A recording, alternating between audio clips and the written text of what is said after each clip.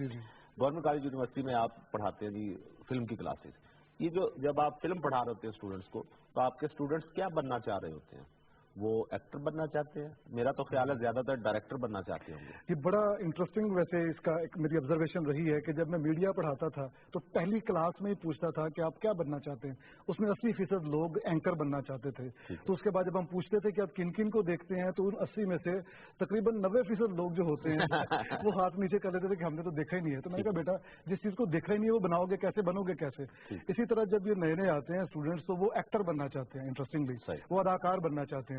لیکن جب ہمارا کورس, کتنی حیرت کی بات ہے کہ ایکٹنگ کے لیے وہ پڑھ لکھ کے آنا, یہ تو خیر اچھی بات ہو گئی. بہت اچھی آپ نے الٹ بات مجھے آج پتا چلی ہے کیونکہ میں نے جن اسٹوڈنٹ سے میری ملاقات ہوتی ہے وہ تو سارے ڈائریکٹر بننا چاہتے ہیں. اچھا اچھا اچھا. نہیں, ہماری فلم میں جب آتے ہیں تو وہ ایکٹر, اور اس کے لیے ہماری باقاعدہ ورک شاپ ہوتی ہیں. وہ سید نور صاحب کہتے ہیں کہ 2 طرح کی آوازیں ہوتی ہیں, ایک رگی آواز اور ایک ٹڈی آواز. تو اداکار کو پیٹ سے آواز نکالنے کی پریکٹس کروائی جاتی ہے, جس طرح گلوکار کو حلق سے آواز نکالنے کی, پیٹ سے. وہ ورنہ تو رگ سے نکلے گی نا, شارگ سے. تو وہ اس کا میڈم نور جہاں کی آواز دیکھیں, تاثیر اس میں اسی لیے ہے کہ وہ میں یہاں سے شارگ سے نہیں نکلتی تھی. تو خیر جب ہمارا مکمل ہو جاتا ہے کورس تو اس کے بعد زیادہ تر لوگوں کا یہ ہوتا ہے کہ اب ہم ڈائریکٹر بنیں گے, کیونکہ ڈائریکٹر میں نا تفاخر ہوتا ہے.